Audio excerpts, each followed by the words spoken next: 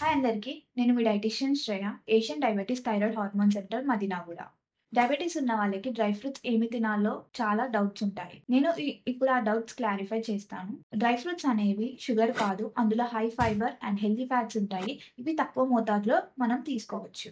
Almonds వచ్చేసి ఒక 4-5 వరకి, పిస్తాలు వచ్చేసి ఒక 4-5 వరకి, వాల్నట్స్ వచ్చేసి 1-2 వరకి, డేట్స్ వచ్చేసి 1. If your blood glucose level అనేది కంట్రోల్‌లో ఉంటే రెండైనా తీసుకుంటే పర్లేదు. Chia seeds and flax seeds వచ్చేసి 1 టీ స్పూన్ తీసుకోవచ్చు. ఇవి నానబెట్టి తీసుకుంటే బెటర్. ఇవి early morning or evening 4-5 snack లాగా అయినా తీసుకుంటే బెటర్. ఇందులో high fibre, omega 3 fatty acids, magnesium ఇంకా హెల్తీ ఫ్యాట్స్ ఉంటాయి. హై ఫైబర్ వల్ల బ్లడ్ గ్లూకోజ్ లెవెల్ అనేది స్పైక్ తగ్గుతుంది.